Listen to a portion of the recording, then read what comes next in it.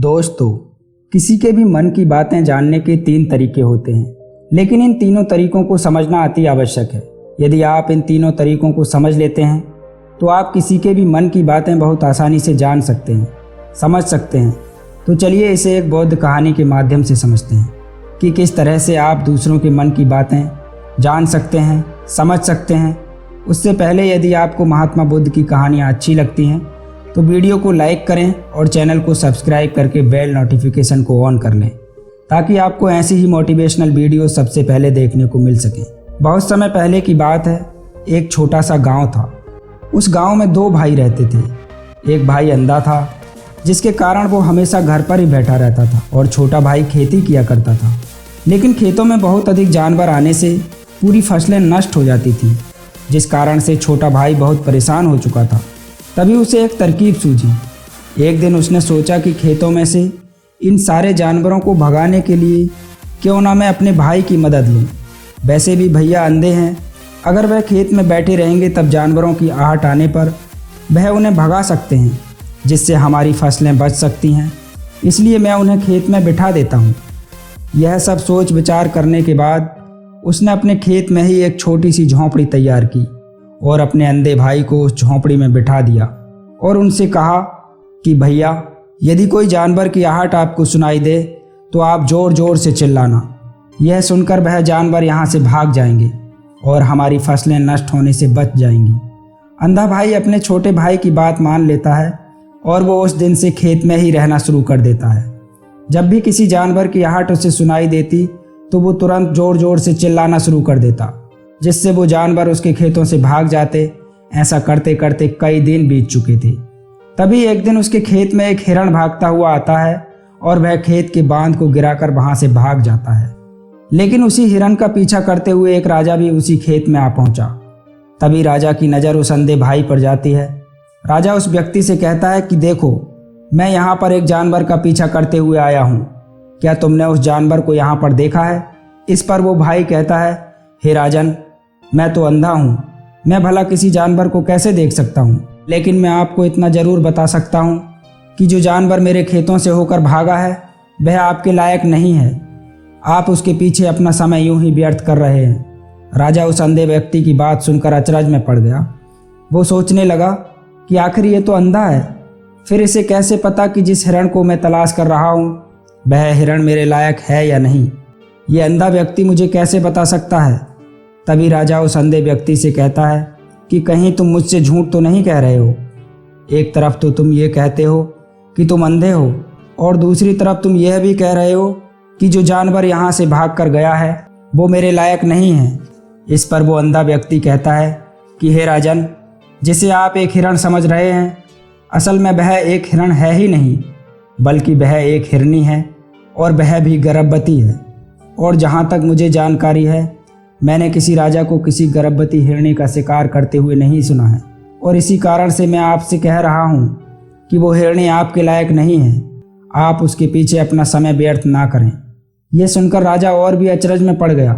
वो ये सोचने लगा कि आखिर ये अंधा आदमी ये कैसे जान सकता है कि वह हिरनी है और वो भी गर्भवती।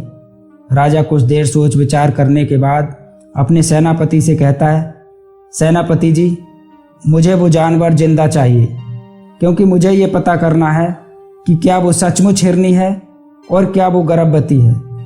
क्योंकि यह अंधा आदमी बहुत विश्वास के साथ कह रहा है और मुझे इस बात की पुष्टि करनी है। यदि वह हिरनी हुई और गर्भवती हुई तो वह हमारे शिकार के लायक नहीं है, क्योंकि हम तो एक हिरण का पीछा कर रहे थे। इसलिए जाओ और पता करो कि क्या वो एक हिरनी है। सेनापति राजा से आज्ञा लेकर आगे की ओर चलता है, और कुछ देर बाद जब वह वापस लौट कर आता है तो वह राजा को कहता है कि हे राजन, इस अंधे आदमी ने जो भी बातें कही हैं वो बिल्कुल सही हैं। वो एक हिरणी ही है और वह गर्भवती भी है। ये सुनकर राजा आश्चर्यचकित रह गया। उसे समझ नहीं आ रहा था कि आखिर एक अंधा आदमी कैसे पता कर सकता है कि वह जानवर एक हिरनी है और तो और वह गर्भवती भी है।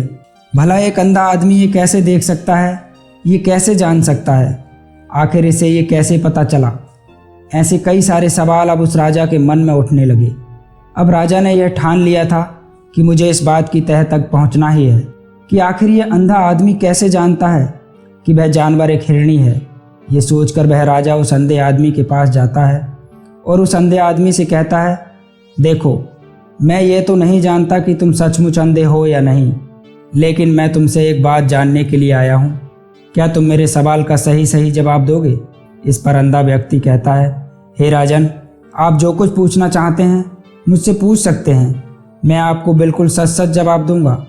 इस पर राजा कहता है कि देखो, एक तो तुम कहते हो कि तुम अंधे हो और दूसरी तरफ तुमने यह बता दिया कि जिस जानवर का पीछा मैं कर रहा था वो एक हिरनी है, और तो और वह गर्भवती भी है।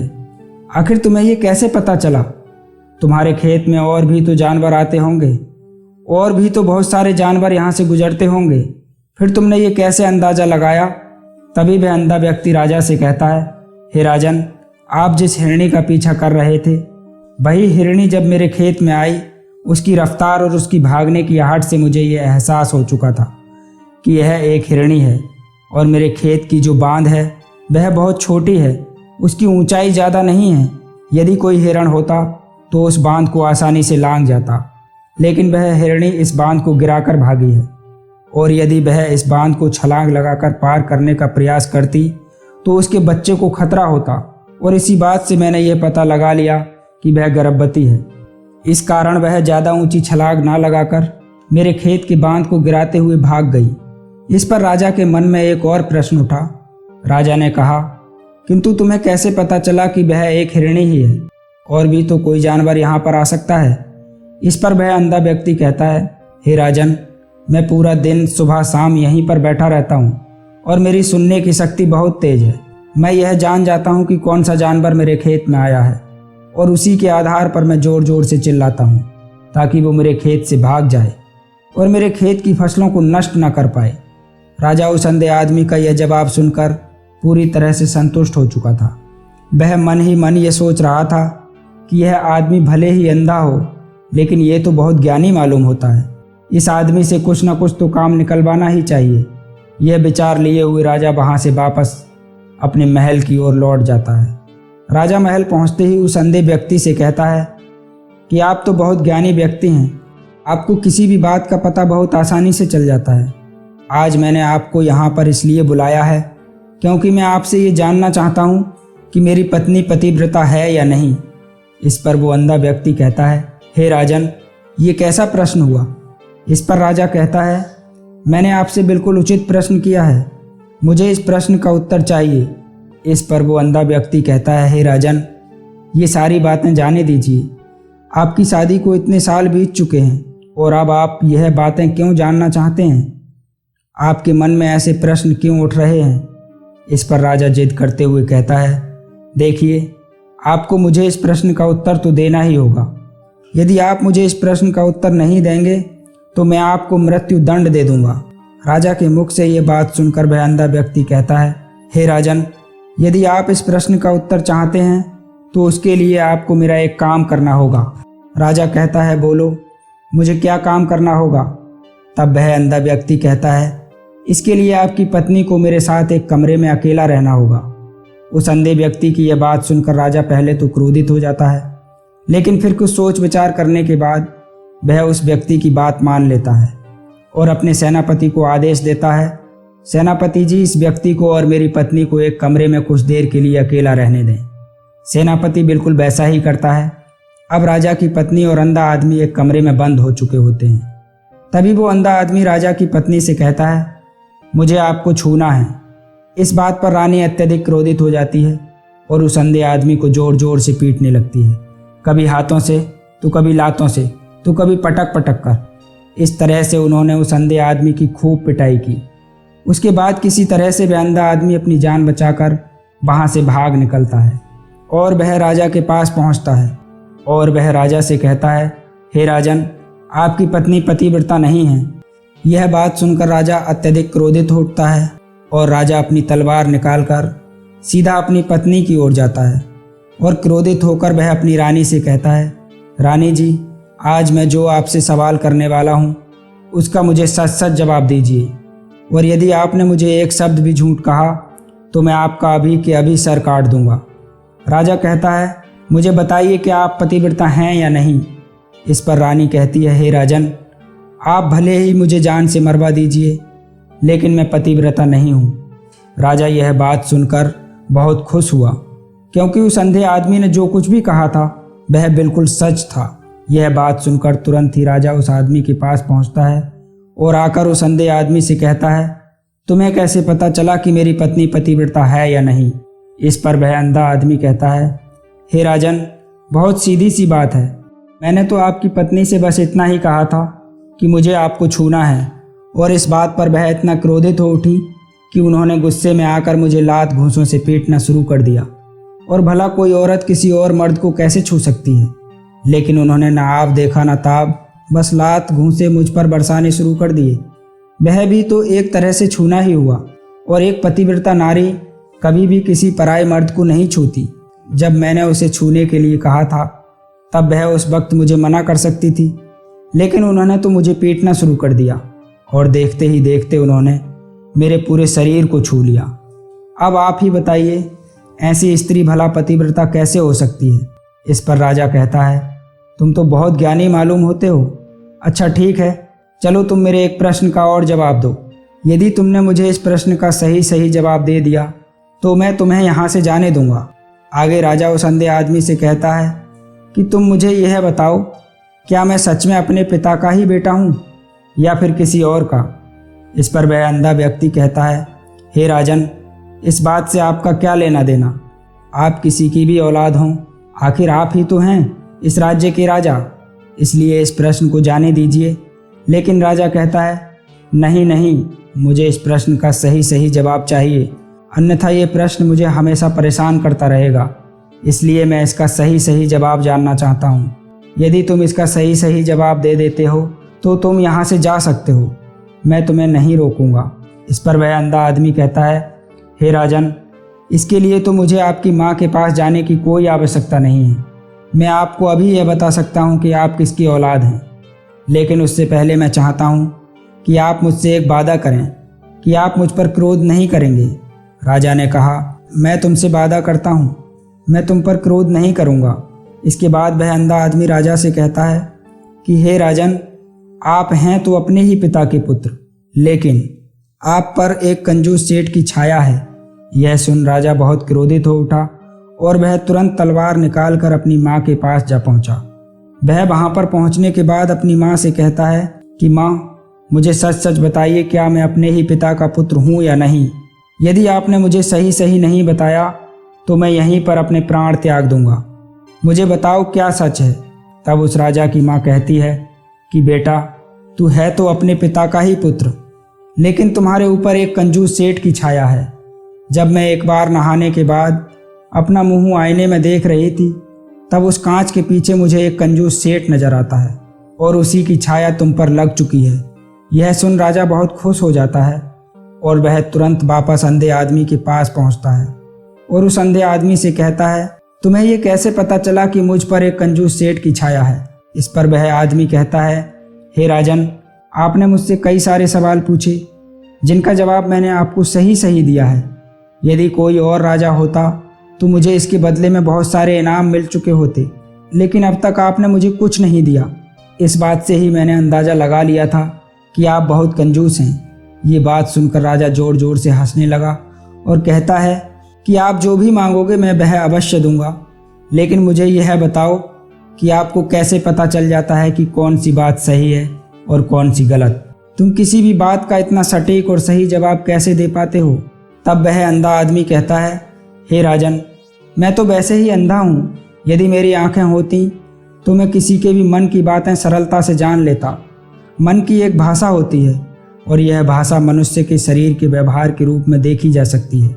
उसकी आँखों से, उसके होठों से, उसके काम करने के तरीकों से, उसकी क्रियाओं से पता किया जा सकता है कि उसके मन में क्या चल रहा है। उस आधार पर हम किसी के भी मन की बातें जान सकते हैं। लेकिन मैं तो अंधा हूँ, मैं देख नहीं सकता, इसलिए मैं क्रियाओं से देखता हूँ। यदि मुझे कोई बात जाननी हो तो अगले आदमी को कुछ काम देना होता है, जिस पर वह व्यक्ति किस प्रकार काम करता है, किस तरीके से इस काम को करता है, उसके आधार पर ही मैं यह पता करता हूँ कि उसके मन में क्या चल रहा है। तभी वह राजा कहता है, तो क्या इसका अर्थ यह हुआ कि मैं भी किसी के मन की बातें जान सकता हूँ? इस पर वह अंधा आदमी कहता है, हे राजन, अवश्य ही आप किसी के मन की बात को जान सकते हैं, किंतु उससे पहले आपको अपने ऊपर काम करना होगा, और वह काम है अपने मन को शांत करना, अपने मन को वर्तमान में लाना होगा, जिसके लिए मैं आज आपको 3 तरीके बताने वाला हूँ। और ये तीनों ही तरीके बहुत आसान और सरल हैं, किंतु हे राजन, उससे पहले आपको एक काम करना होगा, अपने मन को एकाग्र करना होगा। जब हम अपने मन को एकाग्र करते हैं, जब अपने मन को वर्तमान में लाते हैं, तो हम दूसरे के मन की बात को जान सकते हैं, क्योंकि वह आदमी अभी भी अपने मन में वर्तमान में ही सोच रहा है, और हमें भी अपने मन को वर्तमान में ही लाना होगा, तभी हम उसके मन की बातें जान सकते हैं। यदि हम अतीत में हुई घटनाओं के बारे में सोच रहे हैं, तो वह जो अगला आदमी वर्तमान में सोच रहा है, वर्तमान में अपने मन की बात कर रहा है, वह हम कैसे जान पाएंगे, क्योंकि हम तो अतीत की घटनाओं में डूबे हुए हैं। इसलिए किसी के भी मन की बात जानने के लिए सबसे पहले हमें हमारे मन को एकाग्र करना होगा, उसे वर्तमान में लाना होगा। उसके बाद वह अंधा आदमी राजा से कहता है, जो सबसे पहला तरीका है वह है आँखों पर ध्यान देना। किसी व्यक्ति से बात करते वक्त उसकी आँखों में देखना, उसकी आँखों पर ध्यान देना जो सबसे ज़्यादा ज़रूरी है, क्योंकि आँखें बोलती नहीं पर बहुत कुछ कह जाती हैं। यदि हम किसी व्यक्ति की आँखों के इशारों को समझना सीख जाएं, हम यह जान पाएंगे कि व्यक्ति के दिमाग में क्या चल रहा है। यदि हम किसी व्यक्ति की आँखों के इशारों को समझना सीख जाएं, हम यह जान पाएंगे कि व्यक्ति के दिमाग में क्या चल रहा है, वो क्या सोच रहा है और अभी वह क्या करने वाला है। मेरे पास आँखें नहीं हैं, लेकिन मैंने अपने गुरु से यह विद्या सीखी है, क्योंकि बहुत सालों पहले मेरे पास आँखें थीं और मैं उस वक्त लोगों के मन की बातें केवल उनकी आँखों से ही जान लेता था। इसलिए यदि आप भी दूसरों के मन की बातें जानना चाहते हैं, तो आपको भी उनकी आँखों पर गौर करनी चाहिए, जैसे कि उनका आकार कैसा है, वह कब, कहाँ और किधर देख रहे हैं। यदि उसकी आँखें यहाँ वहाँ घूम रही हैं, जब आप उससे बातें कर रहे हैं, तो वह इधर उधर देख रहा है, कभी ऊपर तो कभी नीचे, तो कभी आसपास, या फिर उसकी आंखें खुश नज़र आ रही हैं या फिर आंखें निराश नज़र आ रही हैं, जैसे कि चोर होता है। उसकी आंखों में जब हम देखते हैं तो हमें ये पता चल जाता है कि अगले आदमी ने कोई गलती की है। एक उसी प्रकार जब हम किसी चालाक व्यक्ति की आंखों में देखते हैं तो हमको पता चलेगा कि उसकी आंखों में एक भाषा होती है, एक बहुत ही सीधा और आसान तरीका होता है। यदि आपको यह पता लगाना है कि सामने वाला व्यक्ति आपसे झूठ कह रहा है या फिर सही, तो आपको उसकी आंखों पर ध्यान देना अति आवश्यक है। यदि आपसे बात करते वक्त व्यक्ति अपनी आंखें यहाँ वहाँ घुमा रहा है, ऊपर नीचे, इधर उधर, दाएं बाएं हर जगह देख रहा है, तो इसका अर्थ यह हुआ कि वह उस बात से निकलने का कोई रास्ता ढूंढ रहा है और कोई झूठ बना रहा है। यदि सामने वाला व्यक्ति आपसे कुछ झूठ कहने का प्रयास कर रहा है, तो वह आपसे नज़र नहीं मिलाएगा, क्योंकि उसे डर है कि कहीं उसने आपकी आंखों में आंखें डालकर देखा तो उसका झूठ पकड़ा जाएगा और लोगों को सच्चाई का पता चल जाएगा। और इसी प्रकार कुछ और भी भाषाएं होती हैं। जब आप किसी की आंखों में आंखें डालकर यह देखना शुरू कर देंगे, उसके चेहरे के हाव भाव से पता कर सकते हैं, तो फिर चाहे इंसान जुबान से कुछ बोले या ना बोले, लेकिन आप उसके चेहरे से सब कुछ पता कर सकते हैं। आगे व्यक्ति राजा से तीसरा तरीका बताते हुए कहता है, हे राजन, इसी प्रकार तीसरी भाषा भी है, अर्थात तीसरा तरीका भी है, और वह है हाथों के इशारे और शरीर का व्यवहार। मन की बात समझने के लिए हमें हाथ के इशारे और शरीर के व्यवहार को समझना बहुत आवश्यक है। कोई व्यक्ति जब बात करता है तो आपने देखा होगा कि वो अपने हाथों को हिलाता रहता है, अपने हाथों से इशारा करता रहता है। बातों के साथ साथ अपने शरीर का जो व्यवहार है उसका भी पूरा उपयोग करता है, जिससे हमें यह पता चल जाता है कि वह व्यक्ति हमारी बातों पर कितना ध्यान दे रहा है और उसके मन में क्या चल रहा है। शरीर के व्यवहार को देखने के लिए उसके हाथ मटकाने, शरीर मटकाने और चेहरे पर बार बार हाथ लगाना, हाथों का एक दूसरे से रगड़ना, ऐसी बहुत सी क्रियाएं होती हैं, उस पर हमें ध्यान देना अति आवश्यक है। मन की बात को समझने के लिए हमें शरीर के व्यवहार को भी समझना होता है। यदि हम इन 3 तरीकों को सही तरीके से ध्यान देकर अच्छे से समझ लेते हैं, तो हम बहुत जल्दी किसी भी व्यक्ति के मन की बातें बहुत सरलता और सहजता से जान सकते हैं। इसलिए यदि आपको किसी के मन की बातें जाननी हैं, तो आपको उसकी आँखों पर, उसके चेहरे पर, उसके शरीर पर, उसके हाव भाव को और उसके हाथों को ध्यानपूर्वक देखना और समझना होगा, जिससे आप ये समझ पाएंगे कि आखिरकार उसके मन में क्या चल रहा है और वह क्या सोच रहा है। लेकिन उससे पहले आपको अपने मन को एकाग्र करना होगा, शांत करना होगा और अपने मन को वर्तमान में लाना होगा। तभी आप उस व्यक्ति की इन सभी क्रियाओं पर ध्यान दे पाएंगे, उन्हें समझ पाएंगे।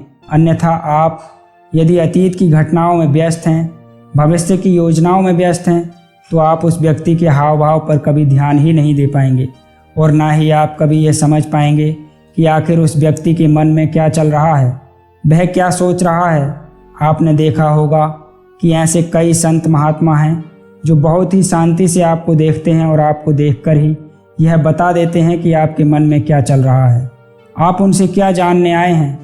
और इसका प्रमुख कारण यही है कि वह आपको समझ सकते हैं, आपके मन की बातें जान सकते हैं, क्योंकि उनका मन एकाग्र है, शांत है और यही कारण है कि वह आपके मन की बातें बहुत सरलता से समझ जाते हैं।